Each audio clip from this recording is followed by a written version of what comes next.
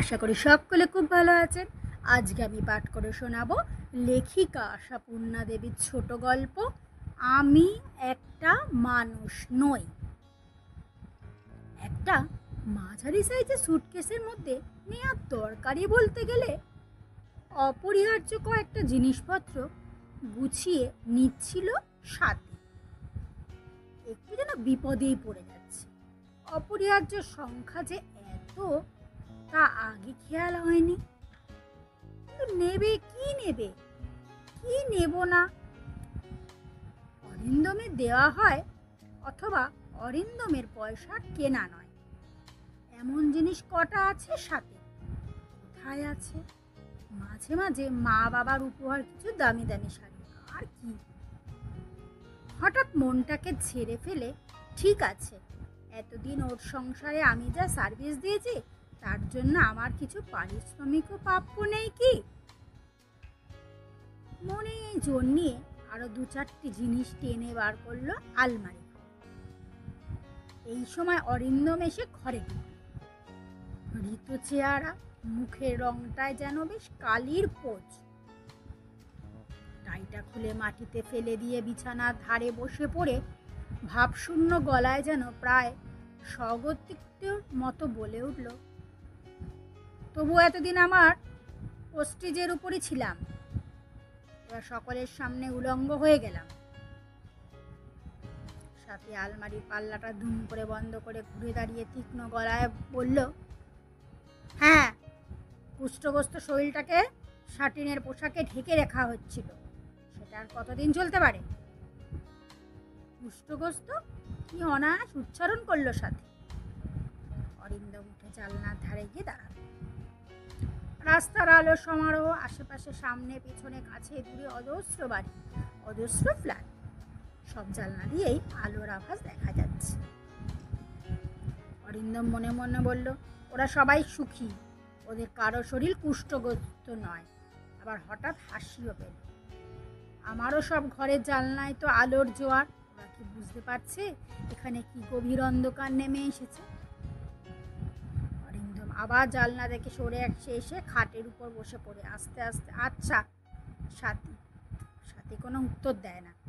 অরিন্দম একটু হাসির মতন গলায় বলে, ভাবছিলাম হঠাৎ মনের জোর করে ভাবতে পারা যায় না, আমি ঠিক আছি, তোমাদের কোথাও কোনো ব্যাধির ছাপ পড়ে। সাথী মুখটা বাঁকায়, তেতো গলায় বলে, অনেককাল সে মনের জোর দেখবার চেষ্টা করেছিল, এখন সে ঠাই অসহ্য হয়ে উঠেছে। ওসব তো অনেক হয়ে গেছে, সবেরই একটা সীমা আছে। অরিন্দম সাথীর কাছাকাছি এসে দাঁড়ায়, বলে, বলার আমার মুখ নেই সাথী, তবু বেহা বলেই বলছি, আর একটি বারের জন্য কি আমায় চান্স দিতে পারা যায় না? দোহাই তোমার। সাথী তীব্র গলায়, তীক্ষ্ণ গলায় বলে ওঠে, আর এইসব নাটক করতে এসো না, রেহাই দাও আমায়, মনে রেখো আমি একটা রক্ত মাংসের মানুষ।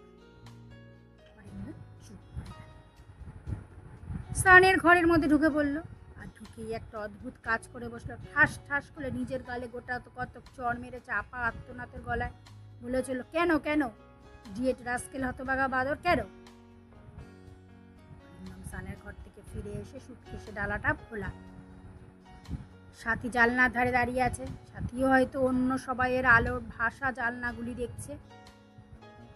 অরিন্দম ফিরে আসা অনুভব করে সাথী ফিরে দাঁড়িয়ে ব্যঙ্গের গলায় বলল, ইচ্ছে হলে সুটকেসটা সার্চ করতে পারো, খোলা আছে। সাথী, ছি, এর মধ্যে ছির কিছু নেই, ভাবতে পারো বেশ কিছু গুছিয়ে নিয়ে চলে যাচ্ছি, ব্যাংকের পাসবই সব যেখানে থাকবার রইল। আর থাক সাথী, এসব কথা থাক। ক্লান্ত কৃষ্ট গলায় অরিন্দম বলল, ঝিলিক কোথায়? এ সময় কোথায় থাকে? মাস্টার মশাইয়ের এখনো যাবার টাইম হয়নি। ও টাইম। তারপর স্বগতির মতো বলল অরিন্দম, কাল থেকে। সাথী নিষ্ঠুর গলায় বলে, সে নিয়ে ভাবনা ভাবলে চলবে না তোমার। সাথী কি নিষ্ঠুরতার জোরে নিজেকে শক্ত রাখতে চায়, নাকি নিজের দিকের পাল্টাটা হঠাৎ হালকা হয়ে যাবার ভয়ে বাড়তি বাটখারা চাপাতে চায়? তা নইলে অরিন্দম যখন বলে ফেলে ওর সম্পর্কে কিছু ভাববার অধিকার তার নেই আমার, তখন সাথী মুখটা এত বিকৃত করে বলে ওঠে, কেন কেন না নেই? একটা একটা বেহেট মাতাল লুজ ক্যারেক্টার জুয়ারি বাপের সে অধিকার থাকে না। অরিন্দম আর কিচ্ছু বলে না।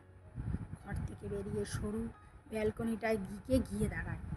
অনেক নিচে রাস্তা, এই ফ্ল্যাটটা 5 তলায়। একদিন মাঝরাত্রিরে সাথী এখান থেকে ঝাঁপিয়ে পড়তে চেষ্টা করেছিল। অনেক চেষ্টা নিবৃত্ত করা হয়েছিল সেদিন। অরিন্দম যেন নিজেকে দেখেই নিজেই অবাক হচ্ছে। আমি কি একটা জানোয়ার, বকলস বাঁধা কুকুর একটা? তাই অজন্তা নামের এই মোহিনী নারীর সামনে গেলেই অনায়াসে বকলসটা শিকল পরিয়ে আমার যথেচ্ছ চালিয়ে নিয়ে বেড়াতে পারে। হঠাৎ সতীশের উপর অসম্ভব একটা রাগে থরথরিয়ে উঠল অরিন্দম। সীতেশকে খুনও করবে। সীতেশ, ও হা, সবটাই সীতেশের বদমাইশি। বউকে দিয়ে ফাঁদ পাতিয়ে জুয়ার আড্ডা বসিয়ে বন্ধুদের সর্বশান্ত করে ছাড়ে। সাথী যদি একবারের জন্য অরিন্দমকে চান্স দিত, দেবে না। সাথী এখন মরিয়া হয়ে উঠেছে। তবু চেষ্টা করা যায় না। সাথী সাথী কি বলো তো, কে জানে আদৌ কিছু বলো তো কিনা। হঠাৎ এই সময় প্রায় আচার খেতে খেতে ছুটে এলো ঝিলিক। মামনি, মামনি, বিন্দুমাসি নাকি অসভ্য বলছে আমরা আর কখনো এখানে আসবো না, মামার বাড়িই থাকবো। এখানে বাপি তাহলে শুধু একা থাকবে? অরিন্দম তার একটি রুষ্ট ক্ষুদ্র উত্তেজিত 5 বছরের মেয়েটাকে কোলে তুলে নিয়ে প্রবল শক্তিতে গলার কাছে ঠেলে ওঠা হাহাকারটাকে গলার মধ্যে আটকে রেখে বলল, তোমার বিন্দুমাসি একটা বোকা। ঠিক বলেছ বাপি, বোকা ঢিপি একেবারে।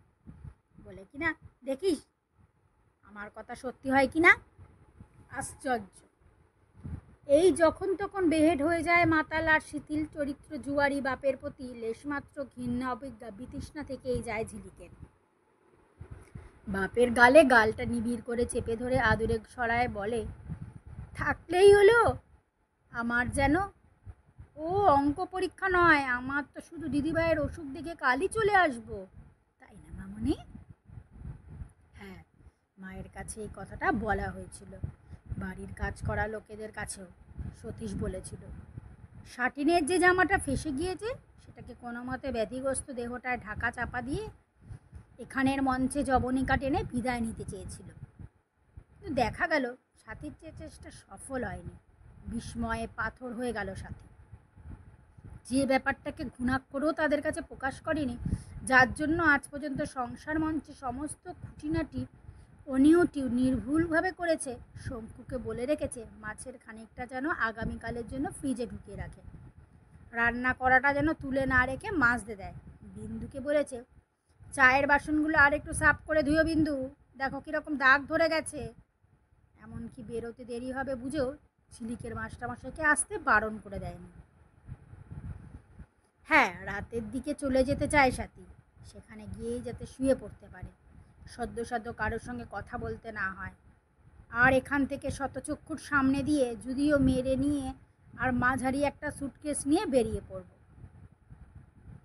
মধ্যে কারো কোনো সন্দেহ উদ্রেকের কারণ না থাকার নয়, তবু চোরের মন ভাঙা বেড়ায়। কিন্তু এত সতর্কতা সত্ত্বেও ওই বিন্দু কোম্পানি রহস্যভেদ করে বসে আছে, রাগে মাথায় জ্বলে সাথী।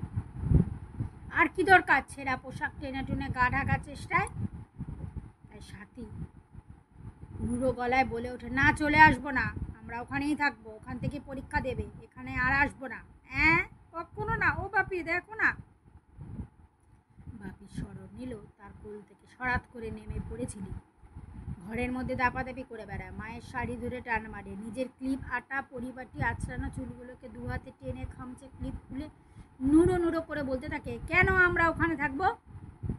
ওটা তো টিনাদি আর বাপ্পাদার বাড়ি, আমরা কেন সব দিন থাকবো? আমাদের বুঝি নিজেদের বাড়ি নেই? না, নেই। নিষ্ঠুরতার হিংস্র খেলায় মেতে উঠতেই বুঝি সাথীর গলা থেকে একটা আমর স্বর বেরিয়ে আসে, মেয়েদের নিজেদের কোনো বাড়ি থাকে না, চিরকাল তাদের পরের বাড়িতে থাকতে হয়। ছোট্ট মেয়েটার উপরে রুড়ো আঘাত হয় সাথীর এই ছেড়ে চলে যাওয়া বাড়িটার মালিকের প্রতি একটা ক্ষুদ্র ঈর্ষা থেকে জমে ওঠা। ওর সব ঠিকঠাক রইল, এই সাজানো ঘরবাড়ি, জানলায় জানলায় রঙিন পর্দা, দেয়ালের ধারে রঙিন টিভি, দেয়ালে দেয়ালে ছবি, টেবিলে ফুলদানি, ওয়ার্ডবোর্ডের মাথায় তিব্বতী বুদ্ধিমতী কাশ্মীরি আখরোট কাঠের আঙুরগুচ্ছ, ঝকঝকে স্টিলের ফ্রেমে আটকানো ঝিলিক, এই প্রথম স্কুলে ড্রেস পরা ছবিটি। খাবার টেবিলে নুন মরিচের শৌখিন কৌটো, ফ্রিজে মাছ, কি নয় সব সব যেখানে যা কিছু সাজিয়েছিল। সাথী একটা 8টা বছর ধরে তার এক চুল এদিক ওদিক হতে হবে না। শুধু সাথী এখান থেকে পেছনে সরে গিয়ে আবার সেখানে গিয়ে পড়বে যেখানে সাথীর জন্য আর কোনো জায়গা নেই। অনধিকারিণী ভূমিকা নিয়ে কয়েকটা বোদা মুখের সামনে ঘুরে বেড়াতে হবে, আর বাইরে ছোটাছুটি করে বেড়াতে হবে পায়ের তলার জন্য একটু মাটি খুঁজে বেরোনোর জন্য। যেই বাড়িতে সেই তার জন্মাগারে মাটির প্রশ্ন, সেই সাথী। তার বাবা দুহাতে রোজগার করেছেন, দুহাতে খরচ করে গেছে, চিরকাল ভাড়া বাড়িতেই কাটিয়েছে। আজও সেটাই ঝিলিকের মামার বাড়ি। সে বাড়িতে একদা সাথী নিজস্ব একটা ঘর ছিল, পড়ার টেবিল পাতা ছিল, এখন সেটা টিনার বাপ্পার ঘর। সাথী জানে এসব। সাথীর চোখে ভেসে উঠেছে তার মায়ের ঘরের অর্ধাংশটুকু। লুসাতির চলে যাওয়া ছাড়া পথ নেই। আগুন থেকে ছুটে পালাতে হবে, তারপর জলে তলিয়ে যাবে না, চোরাবালিতে পা ফেলে ধসে বসে যাবে, কে জানে। তবে কেন সাথী রূঢ় থেকে রূঢ়তর হবে না ওই ছোট্ট মেয়েটার উপর? ওটাই তো অরিন্দমকে ঘায়েল করবার জন্য একটি প্রকৃষ্ট হাতিয়ার।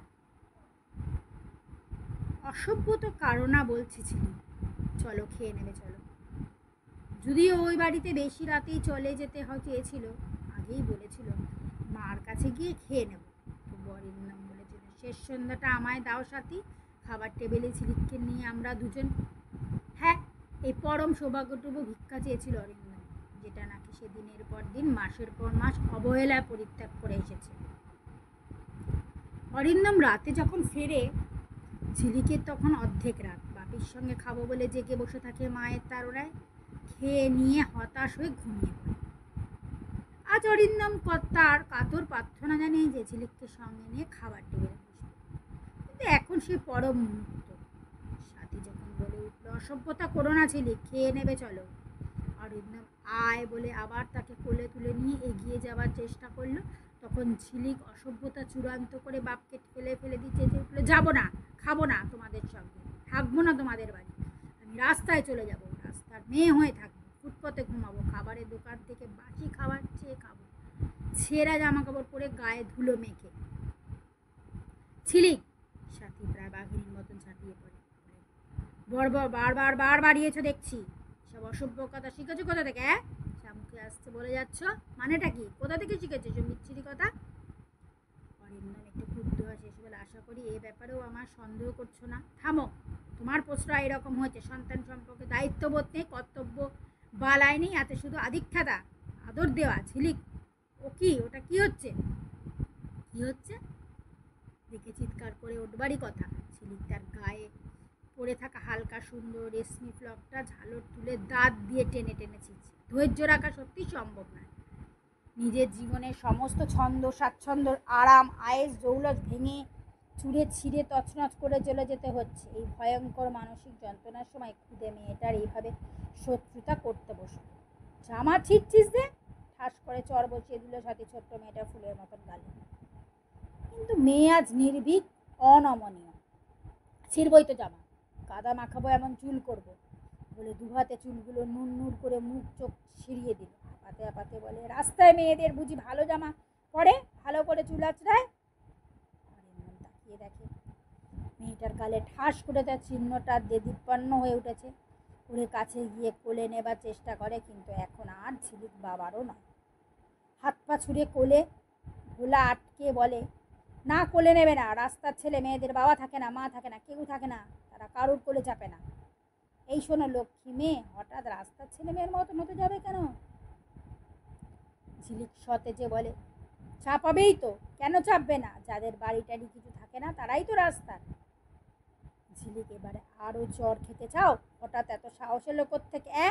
কেন মামার বাড়িতে যাও না কখনো? থাকুনি সেখানে কখনো? এক মনে চুলের পাট ভেঙে নুড়ো নুড়ো করতে করতে বলে, সে তো বেড়াতে, রোজ রোজ থাকতে চাই? অরিন্দম একবার সাথীর দিকে তাকায়, সাথীর চোখ অন্যদিকে। অরিন্দম গাঢ় গম্ভীর গলায় বলে, রোজ রোজ থাকতে যাচ্ছিস, এ কথা তোকে কে বলেছে রে? তুই তো এমনি যাচ্ছিস, আবার কাল পরশু মিথ্যে কথা, সব মিথ্যে কথা। ঝিলিক দাঁড়িয়ে জামাটা ফালি ফালি করে ছিঁড়ে গা থেকে খোসা ছাড়ানোর মতন ছাড়াতে থাকে। ভাঙা গলায় চেঁচিয়ে বলে, আমি যেন কিছু বুঝতে পারছি না। নিজেরা কেবল ঝগড়া করবে, মা ঝগড়া করে এ বাড়ি থেকে চলে গিয়ে দিদাদের বাড়ি থাকতে হবে, আর আমায় সেখানে গিয়ে না আর আসতে দেবে না। ভারী মজা পেয়েছো। নিজেরা ঝগড়া করবে আর আমায় যত ইচ্ছা কষ্ট দেবে। আমি যেন মানুষ নই, নিজেরাই শুধু মানুষ, নিজেদের যা খুশি তাই চালাবে। না ঠিক আছে, যেও তুই দিদার বাড়ি, তুমি রাস্তার লোক হয়ে যাবে, রাস্তায় পড়ে মরে যাবে, বেশ হবে, ঠিক হবে, তখন ভ্যা ভ্যা করে কেঁদে। বলেই এতক্ষণে সমস্ত তেজ গৌরব ধূলিসাৎ করে নিজেই ভ্যা করে কেঁদে ফেলে উবুড়ে মাটিতে মুখ ঘষতে থাকে। আবার দুজোড়া পাথরের চোখ স্থির হয়ে তাকিয়ে থাকে সেই দিকে। কিন্তু ওই পাথরের চোখ দুটো কি শিশুর এই দুরন্ত যন্ত্রণা দেখে মমতায় কোমল হয়ে আসবে? সেই কোমলতায় ওই যন্ত্রণার কাছে নিজেদের অসহিংসতা যন্ত্রণা খাটো করে দেখবে? অত সোজা নয়। যেই একজোড়া চোখ কোমল হয়ে মিনতি দৃষ্টিতে অপর জোড়ার দিকে তাকাবে, সেই অপর জোড়া জ্বলে উঠবে আগুনের ফুলকি। বাঘিনীর মতন ছাপিয়ে পড়বে ওই শিশুটার উপর, হিচড়ে টেনে তুলে নিয়ে মারতে মারতে গাড়িতে নিয়ে ওঠাবে। দাঁতে দাস পিষে বলবে, বদমাস মেয়ে, তোমার থিয়েটার করা বার করছি।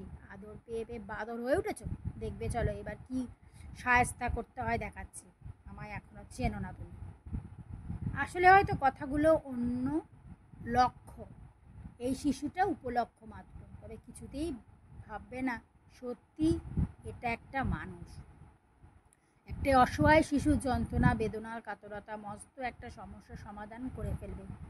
পৃথিবীটা এত সহজ জায়গা নয়। নমস্কার।